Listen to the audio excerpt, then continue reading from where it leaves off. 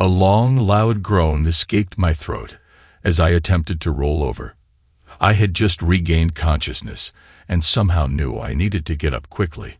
Unfortunately, my body didn't respond to the urgent commands from my foggy brain. I was confused about why I hurt so much, why I was lying face down in the dirt, creating little puffs of dust with each breath. My kidney area hurt, my head hurt, my arms felt like lead, my fingers felt crushed, and even my legs ached as much as my chest and abdomen. I had read somewhere that the human body can feel pain from multiple areas, but I'm here to say that whoever wrote that article was an idiot. With the groan, though, came a comment from somewhere in the darkness.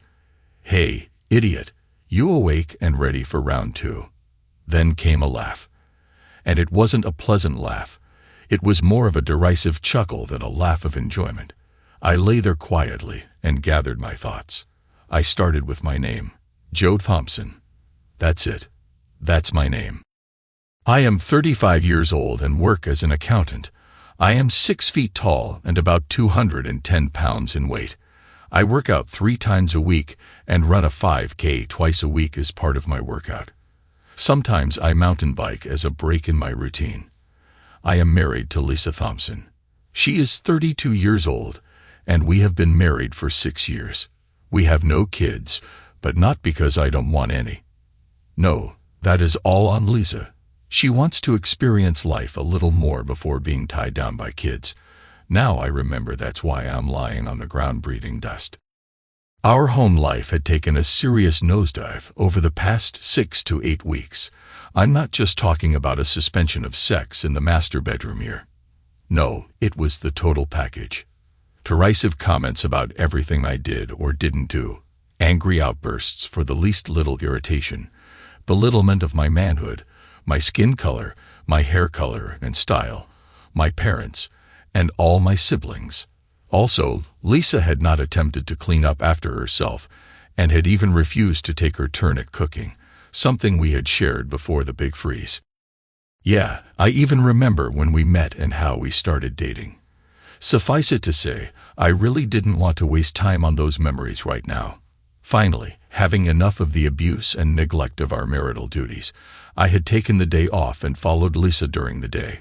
She had gone to work at her usual job as a cashier at the local supermarket. It was after her shift was over that it started to get interesting. Remember the old Chinese curse, "May you live in interesting times"? Well, it came true today, or rather this evening. It was a warm October day that became a warm October evening. The temperature must still be in the upper 60s as I lay in the dirt and contemplated the rest of the story. Lisa had left work and driven to the nearest convenience store. I watched as she pulled a little overnight case out of the trunk of her car. By the way, she was driving a very nice car, courtesy of me. Her paltry wages hardly kept her in clothes and makeup. I didn't mind paying all the bills, at least until now. I loved her and wanted only the best for my woman, my wife. When she exited the convenience store, her outfit consisted of the shortest microskirt I had ever seen. If she hadn't worn a thong and not been clean-shaven, you would have been able to count every hair on her mound without even trying hard. Her blouse was sheer and very see-through, and she had no bra on. Of course, she shook her hips as she walked back to her car and proceeded in the direction of sleazy bars on the outskirts of town. I dutifully followed her to her destination. She pulled into the sleaziest of the sleazy bars, a biker hangout. Now, please don't write and tell me how there are not that many bad bikers out there. I know that. I am a biker myself. But this was not the type of hangout where poker runs start or finish on the weekends. Lisa parked her little car on one end of the long line of bikes, all nicely arranged side by side, and made sure everyone could see her crotch as she exited. A couple of bikers were smoking next to the door. They just smiled and nodded as she swept by. Obviously, she was not a stranger to these patrons. I parked a ways away from the bikes and exited my old truck. Now I could afford a newer ride, but I had a lot of history in this truck. My dad had bought this old Chevy Silverado back in the 80s. He had kept it pristine, and I inherited it after he died in an industrial accident. I worked to keep that old Silverado as original as possible, except for the lift kit and the new 20-inch tires. Long ago, he had gotten rid of the original chrome front bumper and replaced it with a thick and wide piece of lumber. The rest of the truck was cherry. Yeah, it was a little loud. The guys smoking outside gave it a once-over as I climbed down and shut the door. It wasn't that unusual a truck, so they went back to their conversation and another round of butts. As I got closer, I could detect the odor of weed, so that made some kind of sense in this location. I was dressed in blue jeans and an old t-shirt instead of my usual suit. Following an unfaithful wife wasn't something you did in a business suit. Yeah, I didn't quite fit in, but was way closer in dress than my normal work attire. I went in, no cover charge in this place. I made my way to the bar and ordered a beer. No fancy brew today. Whatever was on tap would have to do. While sipping my barley pop, I casually observed what I could in the back bar mirror. Lisa was easy to find. There were not that many women in attendance tonight, and Lisa was head and shoulders prettier than the rest of the biker babes. She was already sitting on the lap of the biggest bruiser I had ever laid eyes on. He was at least a head taller than her while sitting down, and she was on his lap. He must have been well over 6 feet in height and at least 250 pounds, and it wasn't all beer gut. No, this guy worked out a lot. I decided to just finish my beer and make my way out when Lisa gave up kissing on the behemoth and looked around to make sure that all the women around could see she had the alpha male all locked up. I watched as she looked hard at the back of my head, looked away, and suddenly looked back. She recognized me. I vacated the stool like it was greased and sitting on a side hill. Lisa pointed me out and shouted, "That's my husband, Joe. Stop him. Someone. He is going to ruin this for us all." Some guy immediately reacted and grabbed my arm. I just turned a little and shoved him into the wall hard enough to let me go. I turned back toward the door and made another few steps before the next guy tried to punch me in the side of the head. I have a hard head. Also, I wasn't always an accountant. I grew up in a poorer section of town and learned early on how to put the hurt on someone. His fist grazed my head as I ducked. My right hit him right in the solar plexus, and he grunted and bent over to catch his breath. I didn't wait to make sure he was down. I made the door just as another big old boy started to enter. Behemoth was now shouting, get him now." The guy made sure to stay right in front of me, keeping me inside for a moment or two. My old football coach used to say that we needed to block through our opponents. So I aimed for the clean open air outside the bar as I lowered and put my shoulder in his chest and drove him back. I didn't get clear of him as he wrapped his big arms around me. As we cleared the door, he jammed his left foot and threw me over his left shoulder. My momentum carried me down the steps to the dirt, and I rolled. I came up fast, but Behemoth was now in the fight. God, he was huge and well set up. He smashed through my arms as I was trying to protect my face and torso. I don't know if I even landed one blow to his chiseled face or body. All I remember was pain with every hit, every punch, and every kick. Once he got me on the ground, he didn't even start to breathe heavily as he took me apart. And he kept talking the whole time. Comments like, "Take this, loser, stupid idiot. Come into my place and try to make trouble. I'll screw her 3 times tonight just to show you who's boss. I'll kill her every night she comes here. And then she makes you take my sloppy seconds when she gets home." It went on until I wasn't moving. As I lost consciousness, I could hear Lisa laughing at how I looked on the ground. Behemoth told the few others to watch me and come get him if I got up. I want another piece of the little loser before I am done with him for the night. Now that I was conscious again, I needed a plan to get out of here without another beating. One eye wasn't opening, so I assumed it was blood keeping me from seeing out of it. I worked my right hand, the one that was trapped under my body when I fell, until I could get to that eye. I had been out for a while, as the blood was crusty from drying. I rubbed until my eyelids started to open. and I could see a little. My left eye seemed undamaged. Not knowing where the watchers were located, I hoped I was in a shadow and slowly started to slide toward my truck. I moved a few inches as quietly as I could and then stopped. After making sure no alarm was raised, I moved some more. I kept this up for the entire time needed to move closer to the truck. Once I was in the shadow of the bikes and Lisa's car, I shakily got up on my knees. I chewed the inside of my cheek to keep from crying out from the pain. My breathing was ragged, so I assumed I had some broken ribs. It hurt to take even a shallow breath. Sharp pain was my constant reminder to take it very slow. Once I was up, I looked around. My watchers had apparently been given extra weed and booze as they were seated next to the building and not paying attention to anything around them. The Taliban would have had a field day with these idiots. I turned and looked. There was no one near my truck. Hunched over, I slowly made my way to my ride. I got the door unlocked and then opened it. Now might be the time for an alarm, as the dome light came on. It was like a beacon in the otherwise dark parking lot. I regretted jacking up the truck so high as I tried to climb up. Only the fear that I might be discovered before getting into safety made me suck it up and climb up. I settled into the seat and put the key into the ignition. With the door shut, the dome light was now off. I took a couple of calming breaths as I tried to figure out my next move. Once I cranked my ride over, the quiet would be broken and my attackers would be alerted. How do I get away? I looked out and a smile slowly came over my face. My teeth and my lips hurt, so the smile went away quickly. Right there in front of me, about 30 yards distant, was Lisa's car and the bikes, all lined up so nice and pretty. Did I have the power needed? I couldn't crawl back out and engage the hubs, so I would have to do this in two-wheel drive. This old truck didn't have the automatic hubs the new trucks had. It was time. I cranked the engine, and it caught on the first try. I dropped the transmission into low and floored it.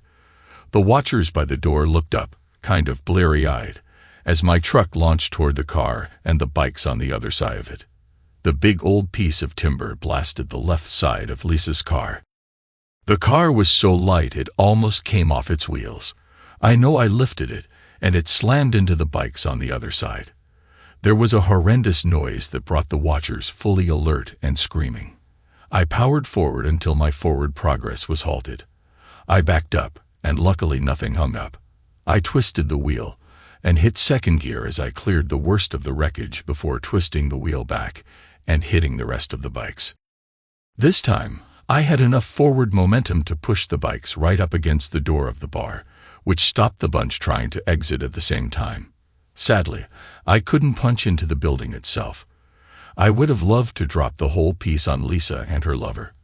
I backed up and spun my wheels, kicking up a cloud of dust as I exited the parking lot and headed away from town. I was hurting, and my breathing hadn't improved with the work of steering and shifting gears. I needed a hospital, but wasn't going to go to the local community hospital. No, I was headed about 50 miles west to a trauma center. For the first few miles, there was no one behind me.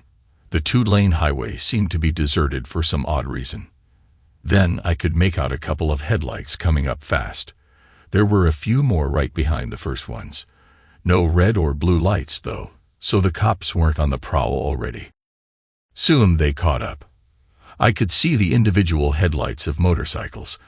I guess I might not have gotten them all. A couple came up alongside the truck. Some pieces of chain bounced off the metal. Darn it. I don't think they could hurt the truck, but could mess up the paint.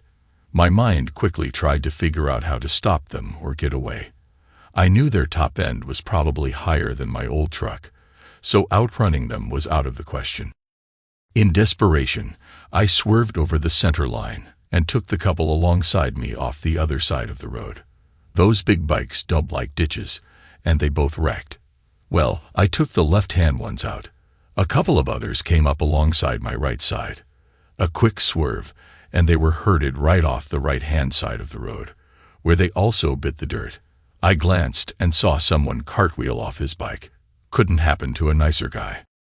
I still had a bunch behind me, and they were dangerously close. I hoped they didn't get the idea to leap from a bike into the back of my truck bed, as that would get them too close for comfort, as if they weren't already too close. Suddenly, I slammed on my brakes and felt a small thump. I hit the gas again and didn't see any more headlights behind me. In all the movies, the bikers always pester the car driver until they win. Is it really that easy to defeat a motorcycle? When I got near Centerville and the trauma center, I again started to think hard.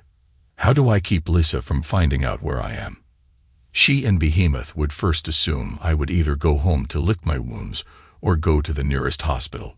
Not finding me anywhere close, I would assume they would look further afield. If I was admitted to a regular bed in the trauma center, how do I protect myself? I thought and thought as I slowed down to a crawl. Finally, I remembered an acquaintance who had some land near Centerville. He rented out the pasture and seldom ever even went to look over the land. It might just work for me. I proceeded to where I thought his small ranch was located.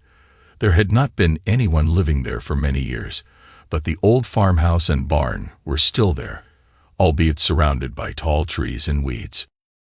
I pulled in and parked my truck behind the barn. I left my wallet and identification in the cab and put my keys on top of the rear wheel, where they wouldn't be easily spotted. It hurt to walk, but I had to get some distance from the truck. Once I made the 911 call for help, the local law enforcement dudes will be out looking for the Silverado.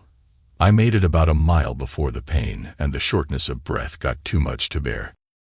I sat down on the edge of the gravel road and pulled out my cell phone. I dialed 911 and whispered when the operator answered, "Help me. I was abducted and beaten and woke on the side of the road. I have no idea where I am. Please send help." Other than lying about knowing where I actually was, I had not lied, and I really needed help. The operator tried to get me to look for landmarks, but I just let the phone go down to my side. I knew they could locate me by the phone's GPS. All they had to do was ping it, and they would get a close location unless I was on the fringe of my coverage area. I did whisper that I was on a gravel road, but there was no signage to help otherwise. I then lay down to rest. I must have fallen asleep or lost consciousness, because the next thing I knew someone was bending over me. At first, I couldn't tell who it might be. Had Behemoth or any of his cronies found me? It was definitely a male, so it couldn't be Lisa anyhow. I had trashed her car, so unless she had another ride, figured out it couldn't be her. It was starting to get light out. Daybreak couldn't be that far off. But what day was it? Had I been here on the side of a lonely country road for more than a day? The voice kept asking questions. I finally made up a name for him. My voice was still only a whisper. Compounding the beating I had endured was the lack of any kind of liquid in the last unknown amount of hours. My name is Jake Harris. I live in Riverton. I am 37 years old, and I am allergic to penicillin. All lies, of course, but the man asking the questions didn't know that. Without an ID, no one could refute my claims. I just had to keep my story straight. I told the voice that I must have been mugged, slugged into submission, beaten, and dumped here. I asked him what day it was. I almost let out a sigh of relief when it was apparent I had not been unconscious for over a day. Soon, an ambulance was on the scene, and I was off to the trauma center. The paramedic in the back with me started an IV and gave me something for nausea. He also gave me something for my pain. I just went with the flow and didn't complain much, except for the heaviest of bumps. We were at the trauma center in a matter of minutes. The dried blood on my face was carefully washed off by a very nice nurse. The doctor tut-tutted over my injuries. I stayed with the story that I had been abducted, beaten, taken to the rural area, and dumped. I told them my wallet was missing, so I didn't have any ID. I gave them a birth date that was a combination of my mom's birthday and my brother's birth year. I could easily remember that lie. The birthday would only make me 37 instead of 35, but I figured they wouldn't really care since I had been unconscious multiple times since the beating. Soon a police officer came in and questioned me. I gave him a location in a different town for the site of the abduction. There are a lot of small towns around Centerville. Crap. Now I had to make up another lie when he asked for my home address.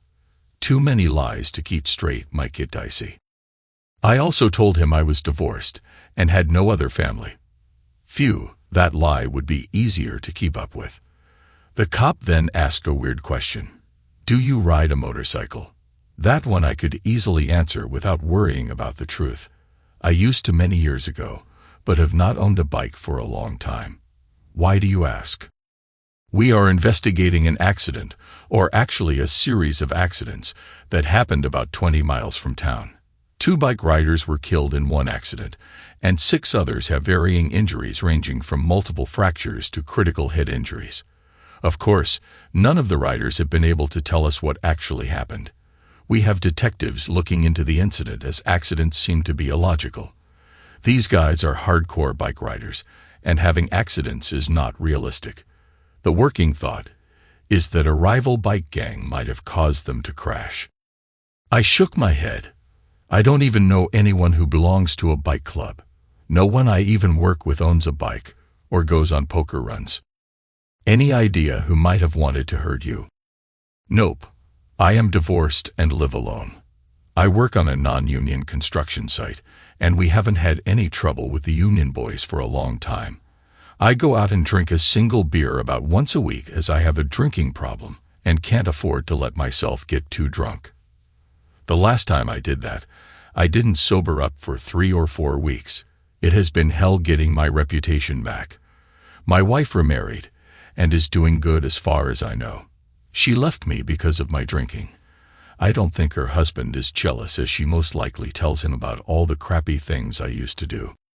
The officer finally left, and the nurse came back in. The doctor wants you to stay here in the hospital tonight. He has concerns about your kidney function. There was some blood in your urine. You have some broken ribs too that need to heal. There is not much we can do about those except to give you some pain medicine so that you can still breathe adequately. I nodded and let them do their thing. When she left me alone again, I pulled my cell phone out and called my brother Dan. I know it's a little early, but I need some help. Dan is cool, so he took it in stride. I told him what had happened and where I was.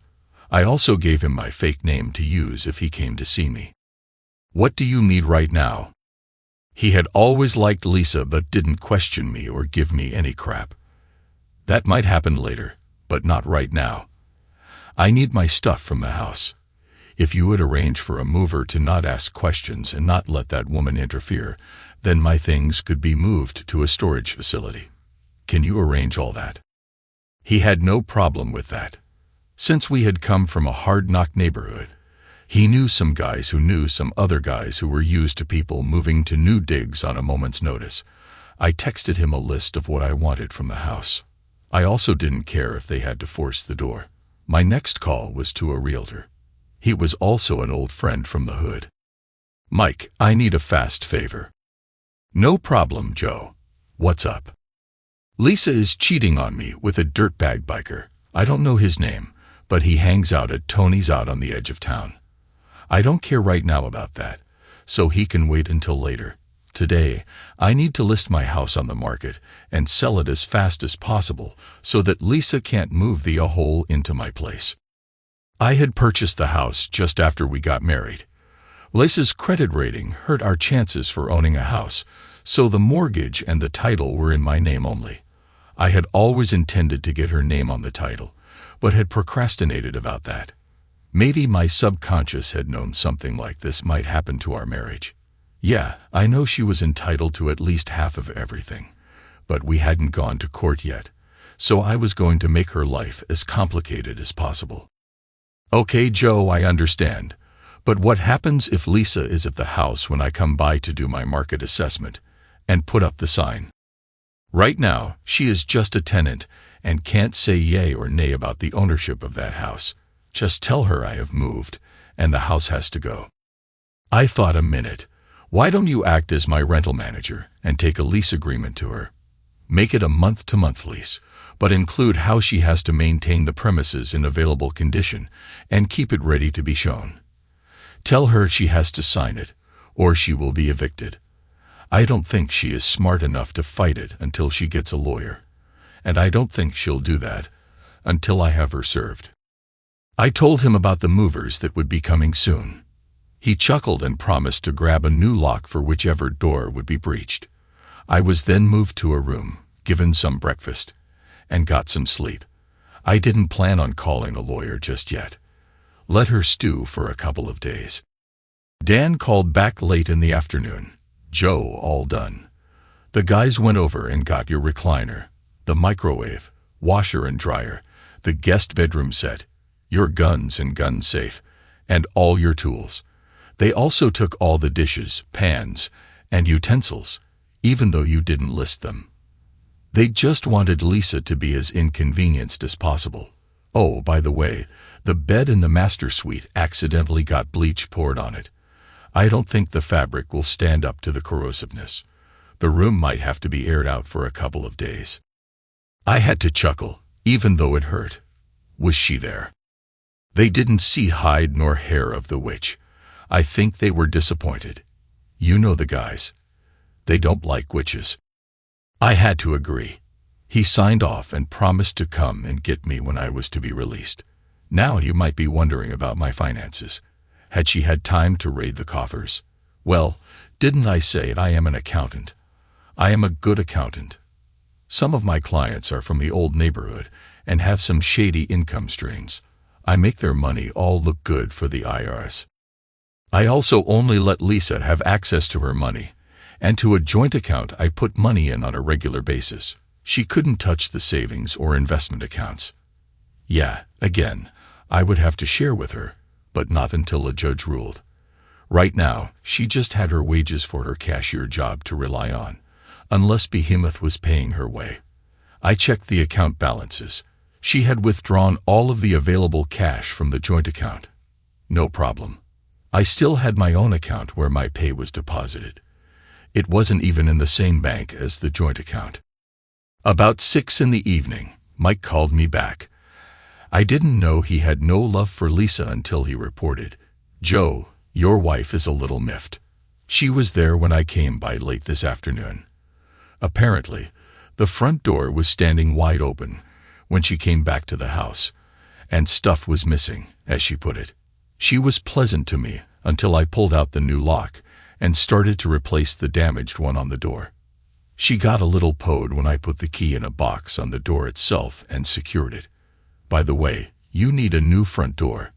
That one is a little damaged and will hurt the sale. I chuckled again. The pain medicine they gave me helped me to find some pleasure instead of aggravating the pain. Did she have any problem with the news that she is a tenant and needs to pay rent from now on? He chuckled. Oh yeah, that went over like a lead balloon. When I told her the house was for sale, she almost popped a blood vessel. She screamed at me to get off the premises. I told her that I was the new rental manager and that only the owner of record could force me off the premises. I then gave her the lease to sign.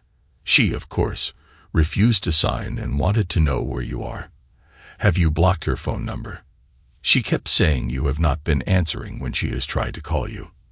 I didn't think you would want her to know where you were located, and I don't really know anyhow, so I couldn't help her out. Darn it. That last statement was said very sarcastically. Did you tell her she would be evicted if she doesn't sign the lease? Yeah, but you know how some people always think they know better. I told her she had 24 hours to sign, or I would serve the eviction notice. I hope she doesn't sign. She will be out of the house within 30 days if she doesn't. I know a couple of sheriff's deputies that hate cheating wives, and they will be glad to help her move out, even if it is just to the curb. After he hung up, I checked my phone. Somehow, and it must have been while I was kind of out of it, I had actually blocked her number. There were multiple attempts to call me starting at about midnight last night, and then multiple texts. Instead of deleting them, I decided to keep them in case my future divorce attorney needed to see them and hear the voice messages. I slept pretty good that night. Of course, it might have been the pain medication, but I wanted to believe that making Lisa a little upset was a better sleep aid than the pain stuff. The next morning, the doctor finally came around. I was being released. My kidney function was better, and my breathing was okay. But I wasn't going to go out running for some time. The doctor was very adamant about that little fact. I had to promise to take care of myself and not get abducted again. When Dan got to the hospital, I had corrected my name for admissions and had called the office and had them give the poor girl the insurance information since I still didn't have my wallet. Dan took me to my truck, and soon we were on the way back to our hometown. I certainly wasn't going to say my home, as I was now homeless. When I got into town, I checked in with work. To say the least, my boss was livid as I had gone incognito for days.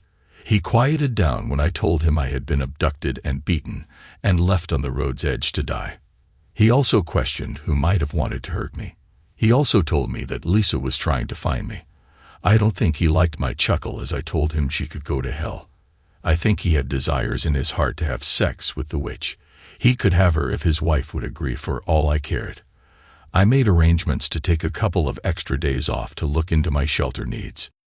It was a slow time, as quarterly reports had just been finalized and tax season was still a ways off. I quickly found an apartment near work. Our local economy was doing poorly right then, so housing wasn't hard to find. I signed a year lease and paid the necessary deposits to get the electricity and natural gas in my name. I also called the cell phone company and made my plan month to month and arranged to have Lisa shut off in a couple of days. That would give me time to let her know she was on her own. After that, I went to the furniture rental company and picked out a couch, a bedroom set, and then went and bought some pots, pans, dishes, and utensils. Yeah, I know Dan's friends had taken all that. I planned on giving them back to Lisa if she asked. I called Dan and set up a time for the guys to bring my stuff over. I then sat in my new domicile and dialed my soon-to-be ex-wife. Surprise! She answered on the first ring. "Hello, is that you, Joe?" "Unless someone stole my phone, of course it is." "Why do you have to be insulting? Where are you? And why haven't you been home? Are you stupid or what? I stop at a bar to have a beer and see you with your new lover. I didn't even try to confront you. There was no need. After the way you have been treating me the past couple of months, it was obvious you have found someone new, and I was just the convenient bill payer. I tried to get up and leave, but you had to decide I needed to be stopped. Your boyfriend beat me down and stomped me while you stood and laughed. I had to crawl away and ended up in a hospital for a couple of days, wondering if my ribs or my kidneys were going to survive your boyfriend's attack. And you actually ask why I have not been back to the house. Are you seriously deranged? Why would I put myself anywhere near you so your new man can beat me again? Do you want to see me dead?" She started to blubber some inanity, but I carried on. I hoped she was recording this. "That's it, isn't it? You get me killed. Come up with some kind of explanation. Maybe that I was jealous of your innocent relationship with the a-hole, and then you get everything. The house, my money, my pension, and my life insurance. Bravo. Too bad I thwarted your plan." She actually started to cry. "I need you to come home. Everything has gone wrong. The house is up for sale. There is stuff missing. I think someone broke in before I could get home and stole things."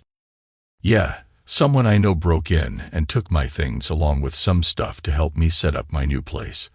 I will be fully set up tomorrow sometime. Sucks to be you, but I will bet your new man will be supportive and help out." "How could you be so cruel to me? That man, that realtor told me I had to start paying rent. Why do I have to pay rent on our home? This is so wrong. What happened to us?" I had to snort. Yes, actually snort over the phone. What happened to us? Are you really that dumb and clueless? Or do you think I am dumb and brain dead? I think you should look in the mirror for your answer. You decided to treat me like crap and start a new relationship with the behemoth before leaving me. You spend my money on skimpy new clothes and go bar hopping with him. Obviously, that night wasn't the first night you were there with him. as everyone seemed to know who you were and who you belonged to. Then you stood and laughed as he beat me half to death. If I had made any real noise when I woke up, he was going to finish the job. That I have no doubt. So kiss my butt. You are now a renter, and Mike is the landlord. Do not talk to me about the rent. Just pay it, or get out. But I need some money. There isn't any left in the checking account. There won't be any either. I will continue to pay the utilities until the house sells. You pay the rent on your pay. You have a job. Quit buying makeup and clothes for a while. You have enough to get by on. Or better yet, get Behemoth to pay your way. But you are my husband. You were supposed to take care of me. Yeah, and as my wife, you were supposed to cheer when your lover and his gang beat me up. Guess we both lose, huh? What do I do for a car? My car was totaled, and I need some way to get to work. Call your boyfriend. You can ride on the back of his bike. You are already used to straddling something he owns. He's in the hospital with a head injury and multiple broken bones. He was chasing you when you hit the brakes. He slammed hard and flew a few meters and landed on his head. He has multiple bones fractured. Karma, I guess. Too bad he didn't die. Tell him that I will be looking out for him. If I see him before he sees me, I will avoid him. Otherwise, I will be carrying my gun and will shoot instead of talking. The butts just kept coming. Finally, I told her to eat crap and die and hung up. Her number was still blocked, so I didn't have to shut off my phone. I tried to sleep. Honestly, I really did, but I had no bed, and it hurt too much to lay on the floor. I finally left the apartment and went to the nearest decent motel and checked in for the night just so I could sleep in a real bed. In the morning, it took all I could muster to get up. God, I hope I healed quickly. I wonder if prize fighters feel this bad after going 10 rounds with someone just as good or better than they are. I had a quick breakfast and then went back to the apartment. Soon, Dan's guys had my stuff unloaded and set up. I gave them each an extra $100 bill for their trouble. After that, the rental place came and brought the couch and other stuff. I gave them a tip also. I was going to have to hit the bank again for walking around money. I tried to keep a couple of $1,000 in ready cash stashed somewhere easy to get to. After all, I am not pure as the driven snow. Someone somewhere might decide that my accounting practices for my select friends might be just a shade illegal, so I have my go bag set up and ready to go. And yes, to your question, it is not in my former house. I sat down in my familiar recliner to contemplate my near future. Should I disappear for a while or stick around and work and act like nothing is going on? When should I pull the trigger and divorce my cheating 304 of a wife? Should I make her dangle on for a while? Should I act like we are getting back together and then dump her? Nah, the last was a non-starter. She would just continue with Behemoth or his replacement. I might make her dangle on until she got smart enough to get a lawyer. In our state, the outcome of a divorce wasn't based on why the dissolution was filed. Unless she went to jail for my beating, no judge would care why we were getting divorced. The ruling would just list out who paid what and when, not why. She would get at least 50% of everything that was publicly known about. I would retain the rest. Okay, so how can I make my wife's life a little nastier? After all, I need and demand some retribution. So far, the gravy train has derailed, and she will have to fend for herself from now on. I hope the house sells quickly. I deliberately priced it to move quickly, even in this economy. Her boyfriend is in the hospital.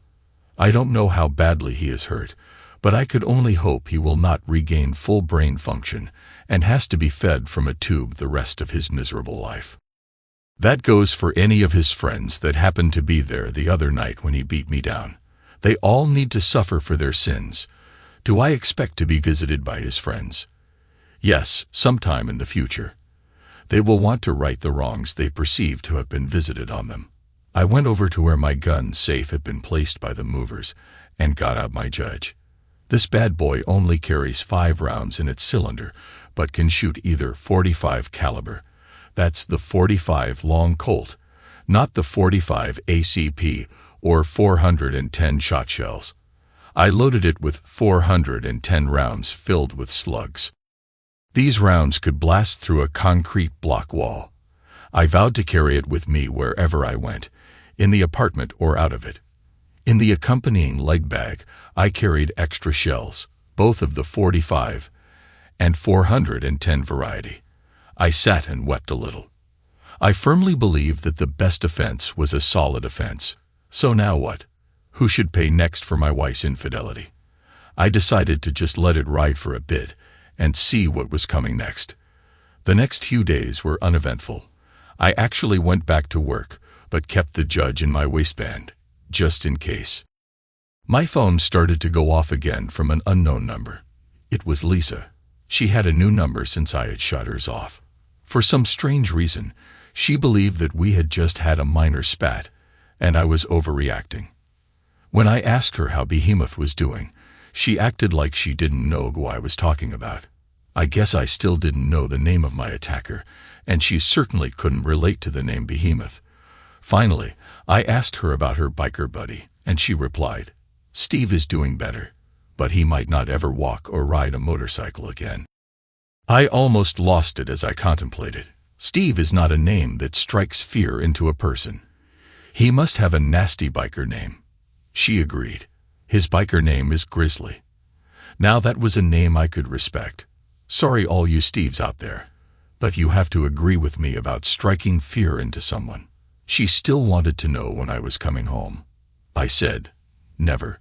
She also wanted to know about the rent. I ended the phone call then and blocked the new number. A couple of days later, a motorcycle tried to follow me to my apartment from work. He was hard to ignore as he looked very out of place with his leathers, beard, and long hair in a traditional business area.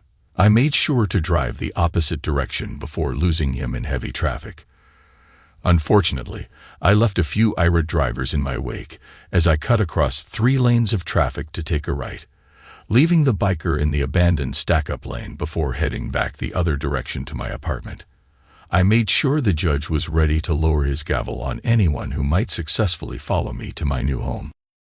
The next day, a different biker, just as stupidly dressed to make sure he stood out in a crowd, tried to follow me. After a moment's thought, I led him to Lisa's house. I had no idea if she was home since her car was in the junkyard, but I counted on most of Behemoth's friends, not knowing where she lived and assuming this was my home base. I parked in the driveway and stayed in the truck until the biker drove by nonchalantly. I then backed out and headed the opposite direction. No one bothered me that night, and I actually slept a little better. I must be healing.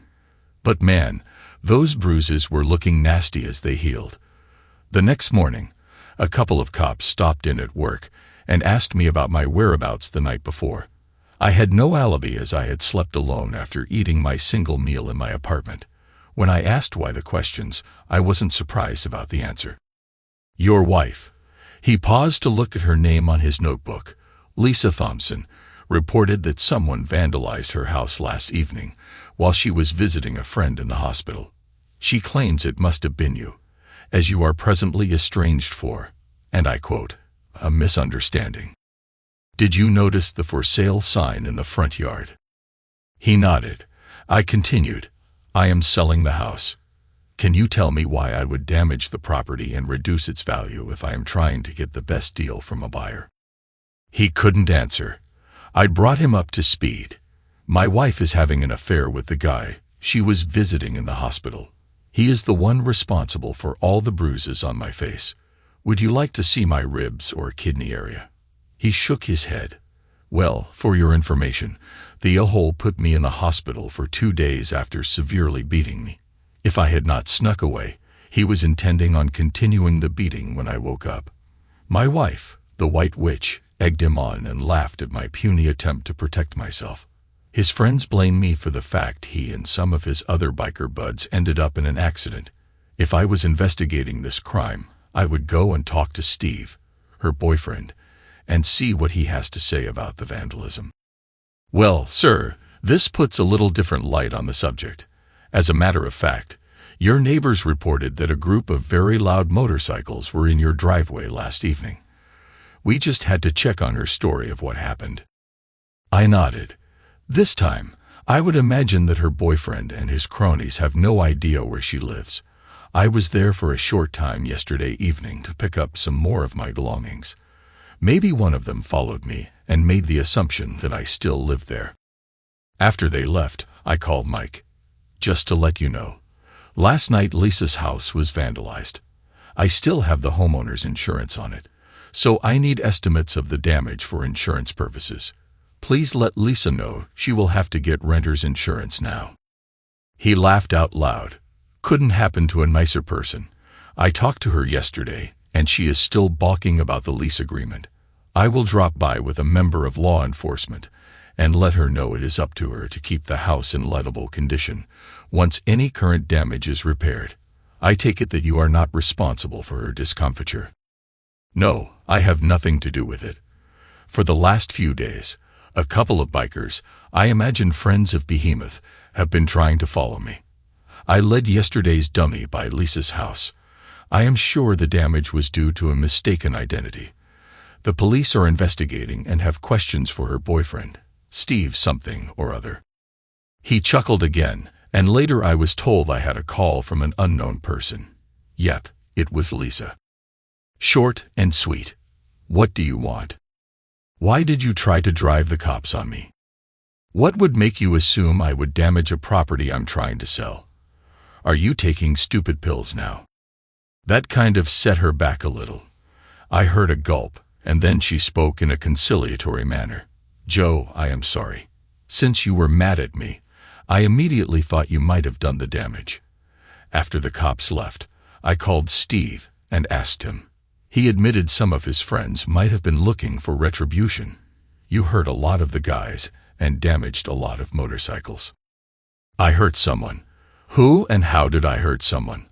I was the one lying face down in the dirt after your whole boyfriend beat me unconscious. Yeah, I stopped them from pursuing me, but I don't know how you can say I hurt anyone. I was the one who ended up in the hospital. Steve and the others know it was you who ran them off the road. They were just trying to stop you from going to the cops. You didn't have to kill and maim anyone.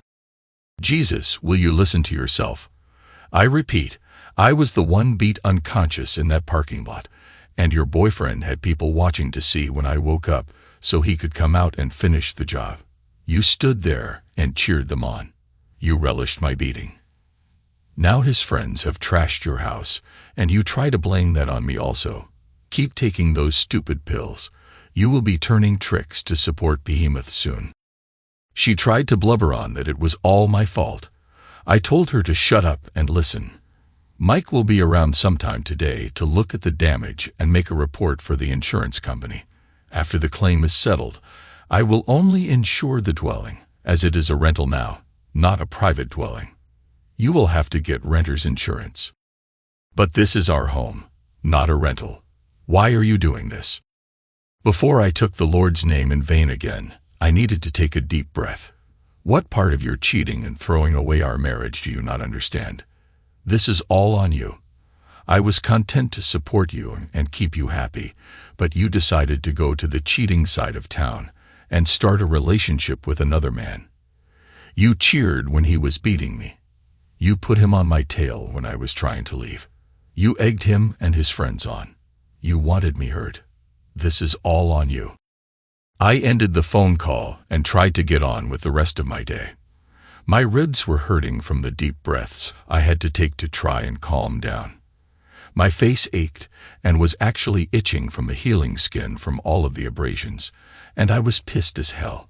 It continued on as I was leaving work. When I exited the parking lot, another biker was waiting. He didn't even try to be circumspect. He just got a couple of cars behind me and stayed there. I drove out of town towards Centerville and proceeded at a sedate speed. Just as I got to the edge of the city, I suddenly jumped on a side street and made some quick turns. He had to close the gap to keep up with me. That's when I slammed on the brakes and turned the Silverado sideways in the street. It was a narrow street with cars parked on either side. It left him with little room to maneuver, and his bike was too big to do a slide and turn like a dirt bike. I jumped out and pulled the judge from my holster.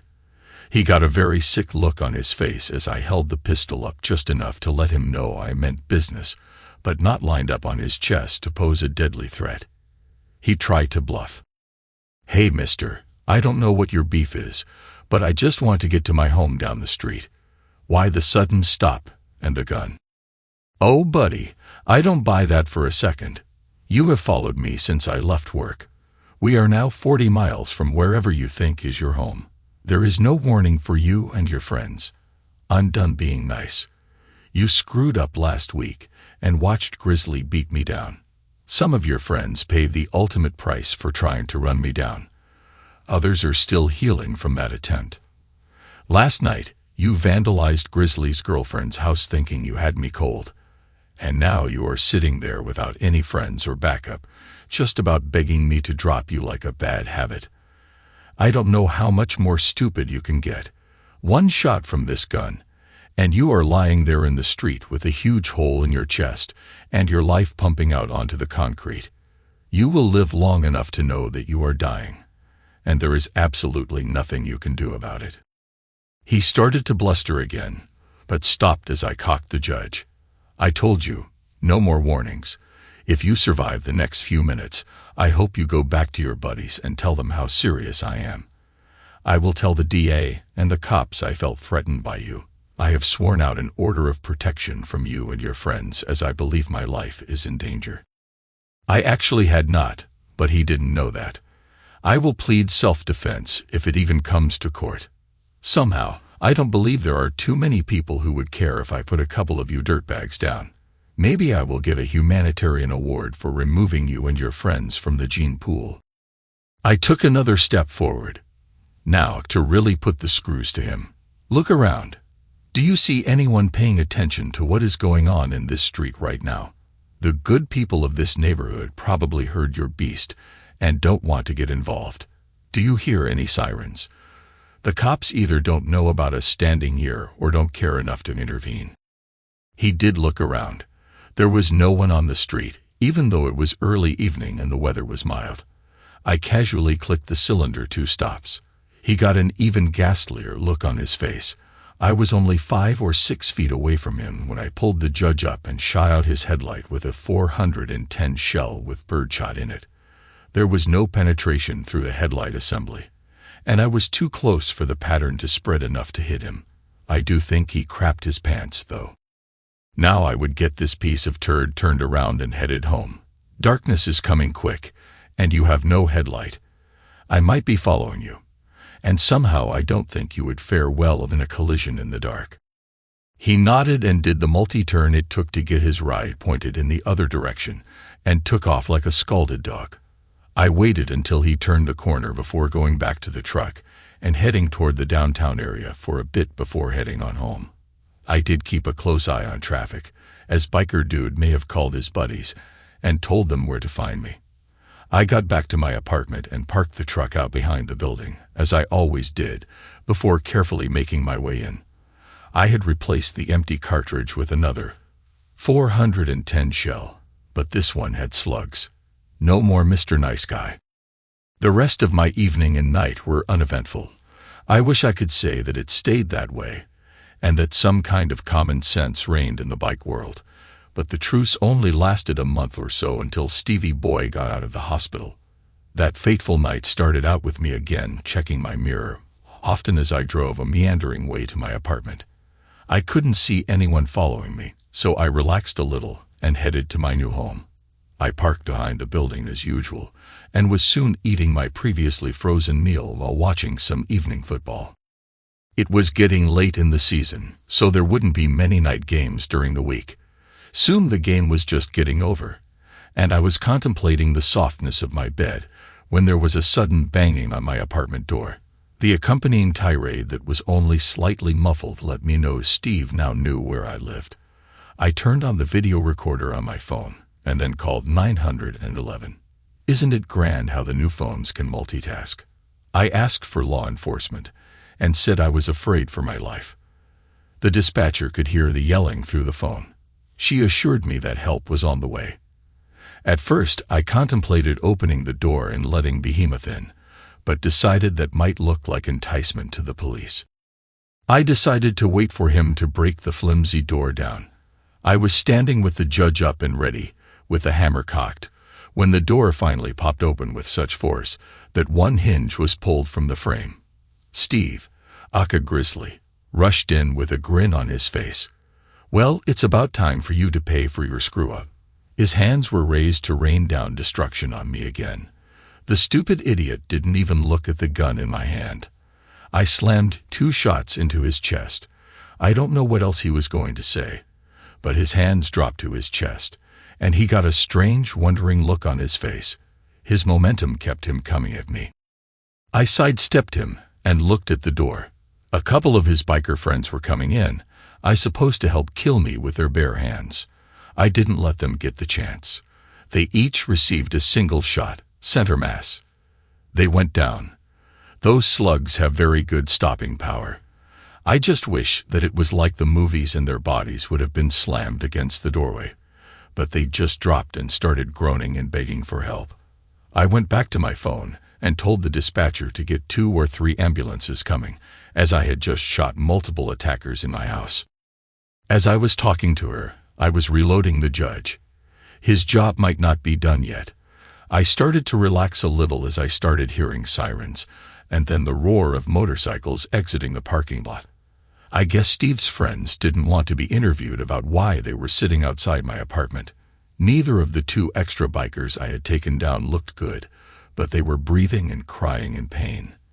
I guess I must have hit them in the abdomen. Steve, though, was gasping for air, and there were bloody bubbles appearing in the wounds in his chest.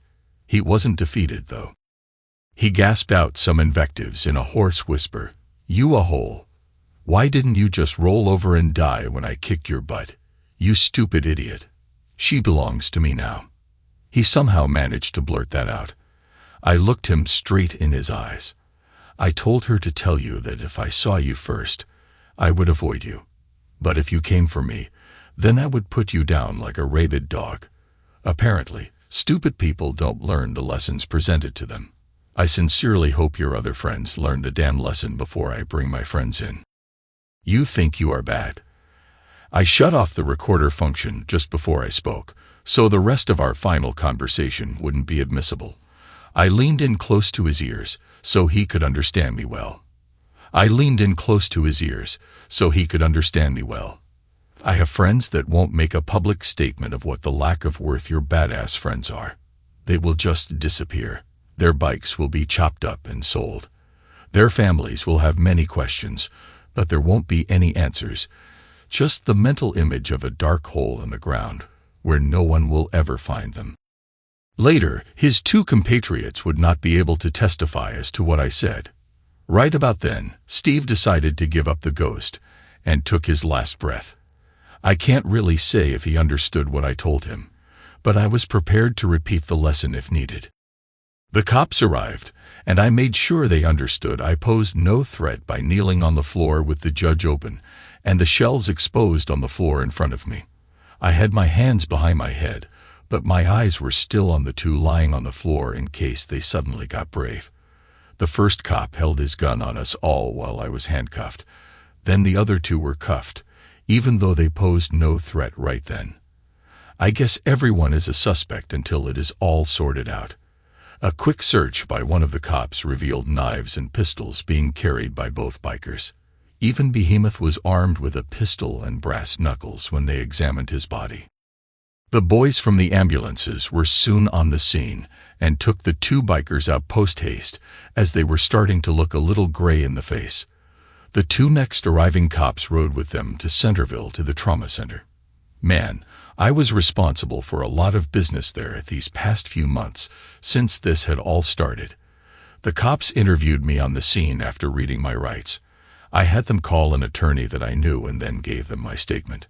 I held nothing back this time.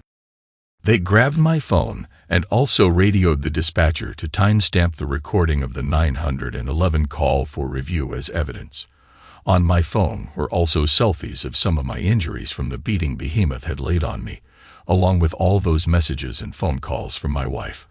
I figured the DA would have a field day with them all.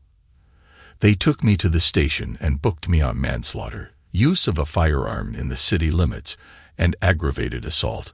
The detective that re-interviewed me told me that additional charges might be leveled at me before it was all done. Then my new attorney showed up, and the questions ceased for a while. The next morning, I was let out on my own recognizance as the papers and news teams had gotten hold of the story and painted it as a man who was being persecuted by bad actors and had finally put a stop to it. The DA was getting more than a few phone calls demanding that I be released, and he apparently agreed. I was told, though, that charges were still hanging over my head and that all my guns had been taken into evidence until everything was settled. I wasn't too worried. I had friends who would rearm me in a moment. The DA did let me know that Lisa was singing a different tune than the story I had sworn to. It appears that, according to her, Steve had sought me out to ask me to become his accountant, and that he wanted to let bygones be bygones. I had to laugh at that. What a fairy tale. The DA told me that the recordings told a different story, and hoped that the violence would now die down a little. I just nodded at him as I left the police station. Lisa met me at the door as I exited. "You butcher, how dare you kill my man? He was just coming to try and bury the hatchet, not pose any threat to you, and you shoot him in cold blood." She tried to hit me, but a couple of cops were just coming up to the door and soon had her in cuffs. My attorney told them to press charges for domestic assault, and they hustled her into the headquarters. I think she is still taking those stupid pills. Hopefully, the DA will play the recording to her of the break-in and assault on me, and maybe she would then shut up. Somehow, I doubted it. I couldn't go back to my apartment as it was still a crime scene, so Dan came and took me to his house. It was time to end this whole farce. First, my new attorney took down all the information needed to file for divorce from Lisa. Then he left, and Dan and I had a little council of war. Steve's friends needed to see the error of their ways, and my old friends were the ones to deliver the message. First order of business, the owner of Tony's, the bar where this all started, suddenly sold out to a consortium of investors. The place was to be shuttered and then remodeled. I heard the theme was to be a place for kids to have birthday parties. The bikers would have to find another location to meet and drink, and whatever else they were involved in. Before Tony's had its final day of business, a couple of other men, very hard men who didn't hide the fact they carried very big and nasty weapons, came into the bar and sat down at one of the tables being used as the clearinghouse for the bike club. I heard later that each and every man at the table came away with the understanding that any further retribution coming my way would be viewed unfavorably by my friends. A couple of names were dropped, actually old friends and business associates that did not have the best of reputations. I believe the message was received very loud and clear. It took a few weeks, but the charges were dropped. Lisa tried to make a stink, but the DA let her know that lying to the police was a felony. So she finally admitted that Stevie Boy was not looking to engage my services, but was intent on making me pay for hurting his friends. She was unrepentant. I guess she really believed she loved him, and that he loved her. It cost me half of my known assets to get her out of my life, but it was worth it. But let me repeat, only my known assets.